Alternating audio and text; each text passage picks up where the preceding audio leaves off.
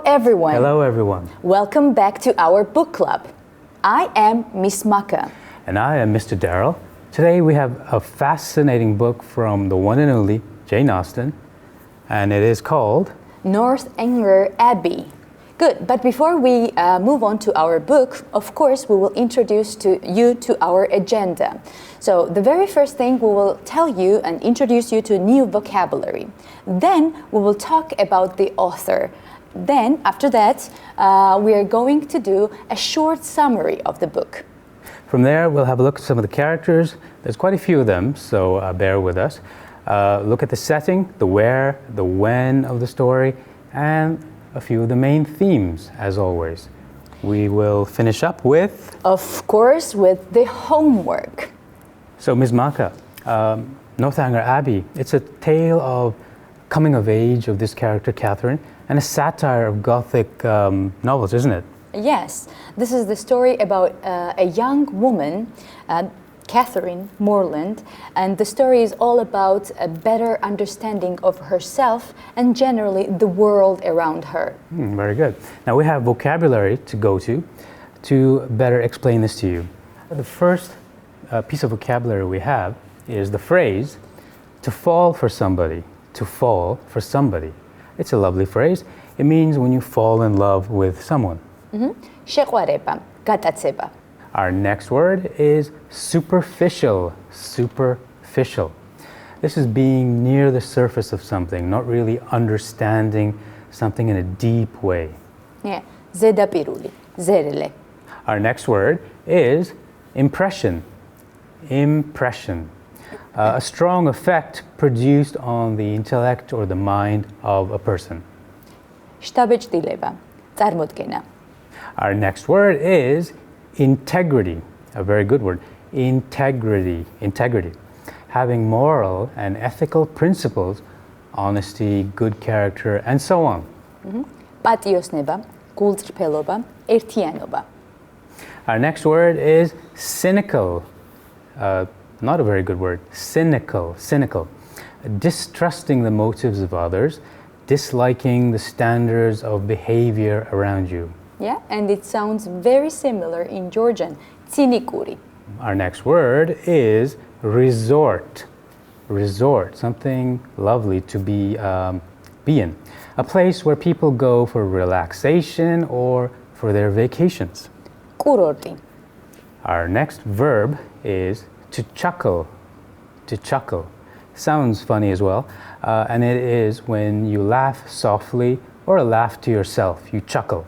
ხიტხიტი. And our next word is depiction. Depiction.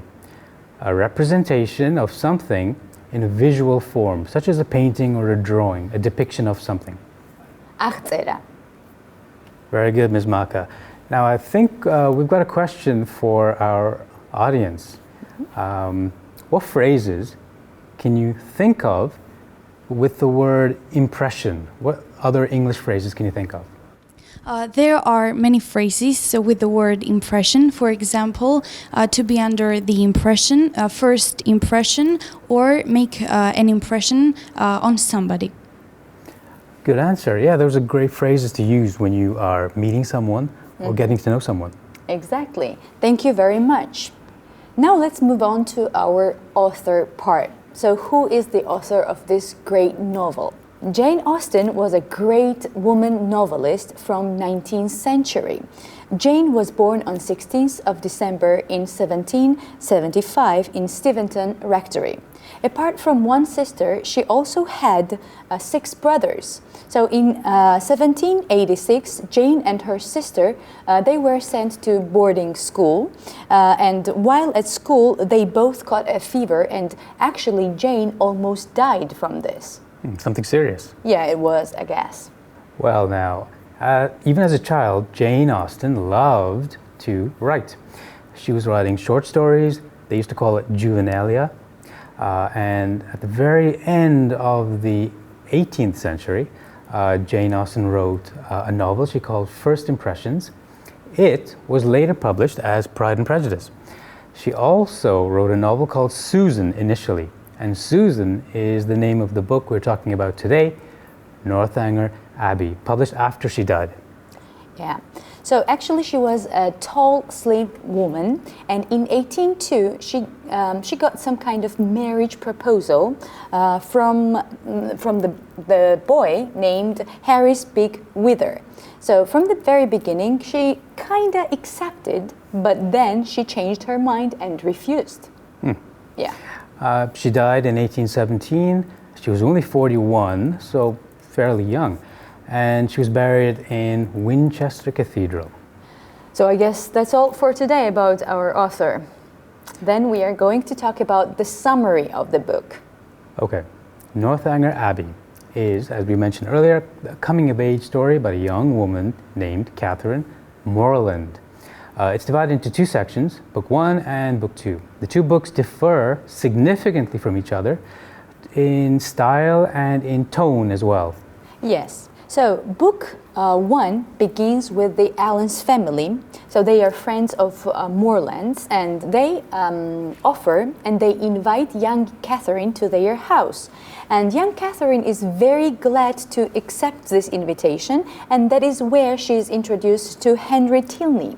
And from the very first meeting, Catherine falls for him, but after their first meeting, they can't really meet each other for some time. Soon, Catherine befriends Isabella, who's a bit more superficial in character, fond of gossip. I suppose we all know people like that. This friend introduces Catherine to the social world of Bath, the town of Bath, with all its balls, dances, shows, fashion, and, of course, its gossip. Yeah, so Catherine decides to be friends with Eleanor Tilney, who is the sister of Henry. And Eleanor soon realizes that Catherine has feelings towards her brother, but does not really say anything, right? Catherine returns back home where she discovers that James and Isabella have engaged.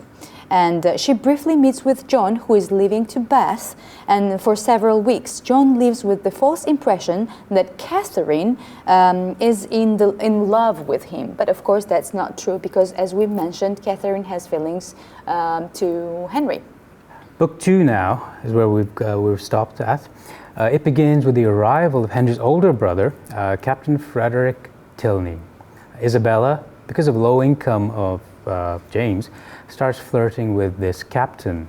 Eleanor invites Catherine to the Tilney home in Northanger Abbey, where she eagerly accepts the invitation, delighted at the prospect of visiting a real abbey and seeing more of this fellow named Henry. Soon Catherine receives a letter from her brother, James, telling her that Isabella has broken up with him. But this letter is followed by another letter, but this time from Isabella herself, asking Catherine to apologize to her brother from her. Being very angry at being manipulated, Catherine actually wishes she had never ever met Isabella in her life. Ooh, so it's getting very complicated, the plot. Maybe it's a good time to pause as well. I'll try to cut it off right here. So Henry goes back to Woodston for several days, and the general then returns unexpectedly and tells Eleanor to send Catherine away the next morning. Though she's very embarrassed, Eleanor has no choice but to send Catherine away. Of course, we're not going to tell you too much more, I think, Ms. Maka. I think it's best if they find out for themselves, because it gets really even more exciting after that point. So we'll stop right there. Exactly, and there are even more moving from one place to another that makes the reader more concerned about the ending. What is the ending of the book?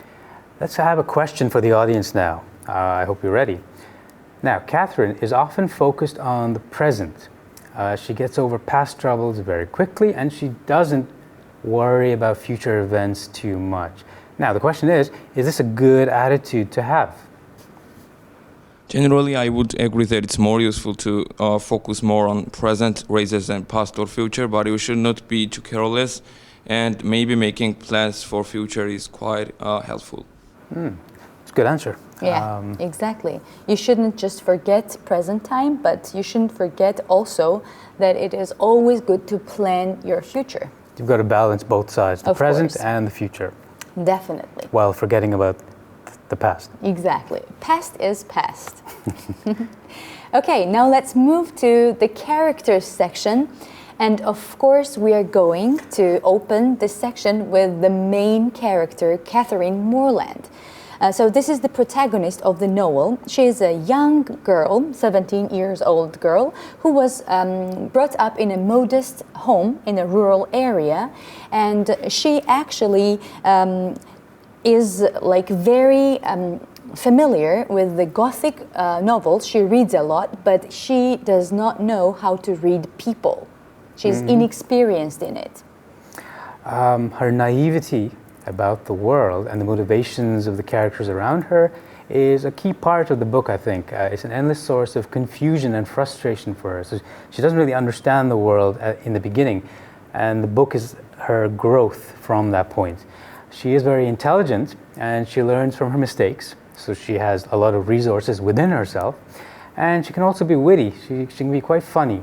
Her strongest attributes, though, if you go back to the vocabulary, are her integrity and her caring nature.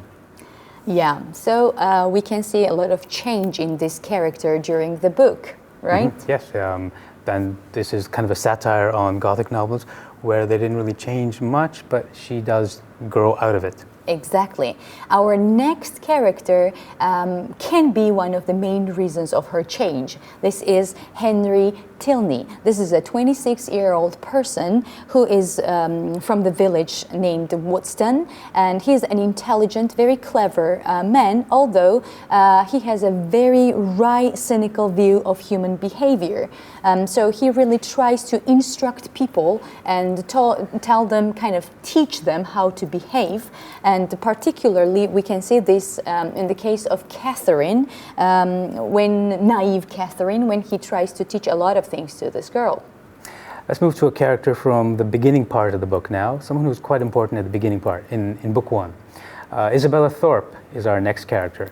She's one of Mrs. Thorpe's 3 daughters, and she's the sister of John Thorpe. She's Catherine's best friend in the first part of the novel. Isabella is very attractive and very spirited, very energetic, but like her mother, she is a gossip and often concerned with superficial things. Now, she enjoys flirting with many suitors, many young men, which bothers the more reserved Catherine. Ultimately, Isabella's nature causes her to lose both James and Tilney, Frederick Tilney.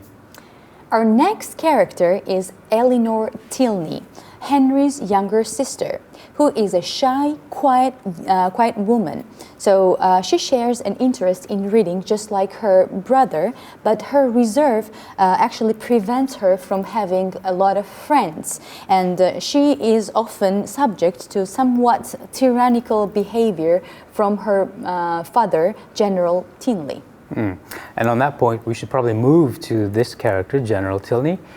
He's fairly important, so maybe we'll do a bit more in-depth with him. Maybe I'll say a few things, maybe you might say a few things as well. Yeah. He is the domineering father of Henry, Eleanor, and Captain Tilney. He is a widower. Like several characters in the novel, such as Mrs. Allen, for example, the General is very concerned with material things.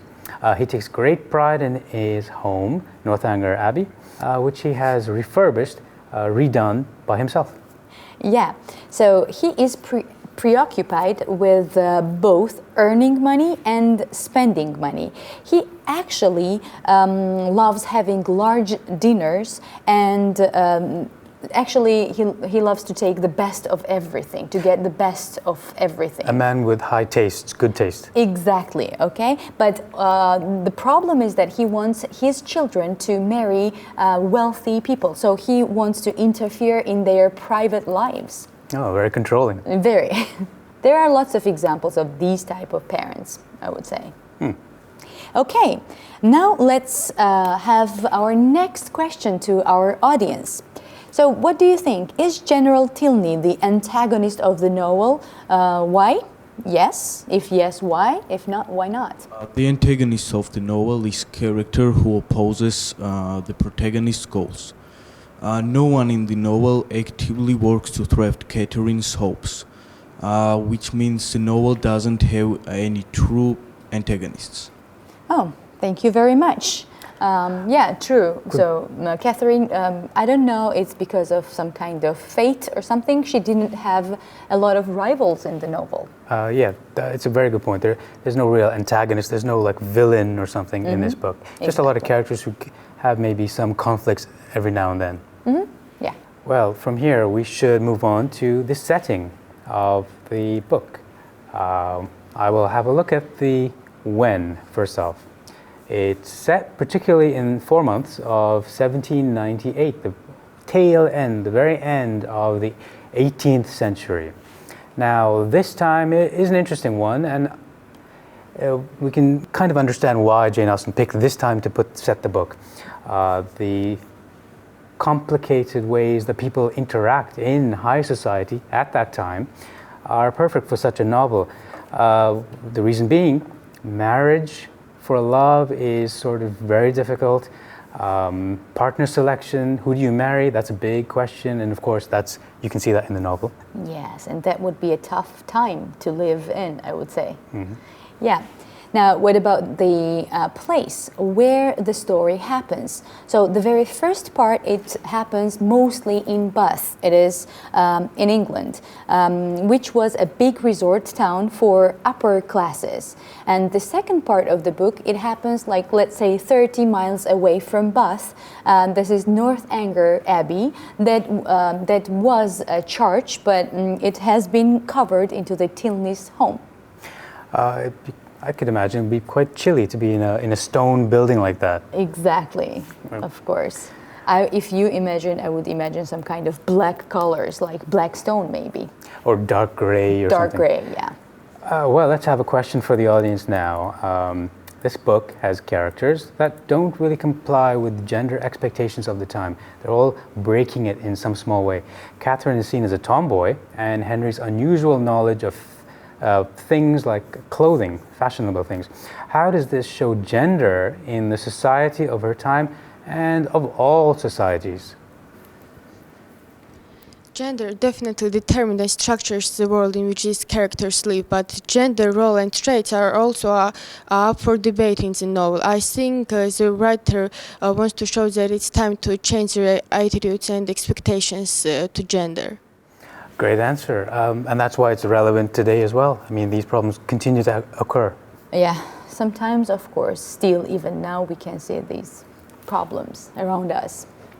Okay, so now let's move on to our main themes. So what does this story want to teach us, right? Of course, there are a lot of themes, but we have chosen some of them, just like youth. So we can see that Northanger Abbey is concerned with young people and their feelings. Heroines in Jane Austen's other novels, we can see that they are a bit older. But here, Catherine is a naive girl who actually has some kind of peer pressure. When we see Isabella, John, and James, they urge her to join on their carriage trips, some kind of carriage trips. So she is kind of trying to go on the road, go against escape. them, but she cannot. Very good, and that's youth in all times, even our times. You always want to hit the road in a car and go traveling somewhere. Now, this is to be contrasted with the older characters in the book, of course. So Jane Austen plays up this youthful Catherine against the older, more experienced Henry Tilney.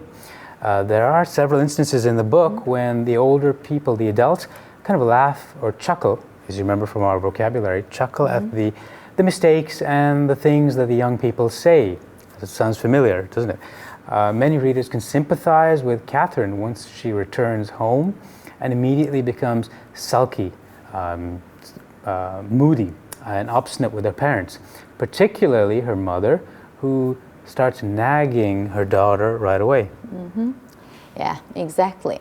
Our next theme is reading and readers. So letters and novels abound Jane Austen's depiction of English social life. We can see that Catherine receives a lot of letters. So letters are the source of communication for that time. Like email of that time. Yeah, just like that. And whether it is James's letter announcing her that Isabella has broken up with him, and there are lots of letters, just like another letter like General Tinley has left Bath, right? So we can see these kind of characters, and this is the communication style, modernizing the country the way it is, and the characters wait eagerly for the mail to come. Then this is kind of connected to the reading and readers. Mm-hmm. There's another way that books play a role in this world of Northanger Abbey. Just like today, when we have TV shows that we follow, we have movies that we follow, and musicians even, books, novels were the source of culture or entertainment culture at that time. So they provide characters in this book with visions of another world where melodramatic things happen, because otherwise it's fairly boring on a daily basis. For a young woman like Catherine, reading allows her access to the kind of dramatic conflict that her own life lacks, at least until she arrives at Northanger Abbey in the second part. Yeah, so Jane Austen actually wants us to know that we are reading a work of art whose features are in large part denied from inherited conventions from other books. For example, Austen lets us know early in the book that we are meant to compare Catherine with the heroines of earlier novels. Austen directly challenges the cliches of the emerging genre in order to solidify her own voice as an author. She's doing many things at once, all at once, which is fascinating. Yeah, exactly. So now let's have a question to our audience. How does Austen make us, the readers, empathize with the characters in her novel, especially Catherine? Many readers can empathize with Catherine once she returns home and immediately becomes sulky and abstinent with her parents, so I think that many readers can relate to this character. Yeah, exactly, and I think that this is the magic of the book, when you can empathize yourself to any of the characters. This is really, really powerful. Of course, I can think of a lot of teenagers who are precisely like that, even now. Yeah, and maybe they are looking for some kind of answers, and they will find the answers in the book. Maybe every teenager is the heroine or hero of his own story. Of course, and that's why we should recommend everyone to read a lot of books, because there are some characters just like you. That's a good point. Yeah. Okay, Ms. Maka, I think it's time to wrap this up. It's been a great discussion, but let's summarize. Yes, of course. We started with the author part. So this is Jane Austen, a great English novelist. And then we had a look at the summary, which filled with a lot of details, but generally is a story of Catherine Morland and her attempts to connect with the other characters. Yeah, and then we talked about the characters themselves, from where I would point out Catherine, who grew like mentally and physically, of course, and Mr. Henry, who she fell in love with. From there, we had a look at the setting. As you remember, it's the end of the 18th century, basically 1798, and it's set in Bath, Northanger Abbey, both of which are in England. And main themes that we have chosen for you, they were youth and readers and reading. Yeah, and I hope that's interesting for listeners and viewers today. Of course. One more time, let's review the vocabulary from the very beginning. As you remember, it would be good if you could pick up these words and use them in your English language use. Once more for pronunciation, more precisely. To fall for somebody, superficial, impression, integrity, cynical, resort, to chuckle, depiction. Those are our words. Thank you, Mr. Darrell. But that is not the end of our today's program. Of course, there is a homework for you. We have a question for you that we'd like answered, and we'll tell you how to do that a bit later on. Here's the question itself. In the novel, we can see how the main character changes her personality over time as the book progresses. What does it mean to be a grown-up? This is up to you, of course. ამ რომანში ჩვენ ვხედავთ, როგორ იზრდება მთავარი გმირის პიროვნება დროთა განმავლობაში. თქვენ უნდა თქვათ, რას ნიშნავს იყო ზრდასრული? You can send your answers to the address you see on the screen. დავალებები გამოაგზავნეთ ეკრანზე მითითებულ მისამართზე. Now, Ms. Maka, how would you answer that question? What does it mean to be a grown-up? That is a very tough question, Mr. Darrell, I think. But the main thing is that you're not influenced anymore. Just like as we mentioned in the youth, you have some kind of pressure, right, from your peers. And I think when you're grown up, you don't have these types of problems anymore. And maybe you have a lot more responsibilities as well. Yeah, and you feel more independent financially also. That's a good feeling. Yeah, it is really, really good feeling. So I guess that's all for today. We should say goodbye to our audience. Thank you very much for your interesting answers. Yes, and I'd love to see the answers that we get for this question as well. It was fun doing this discussion with you, and we will look forward to seeing you next time. Thank you. Goodbye. Goodbye, everyone. See you next week.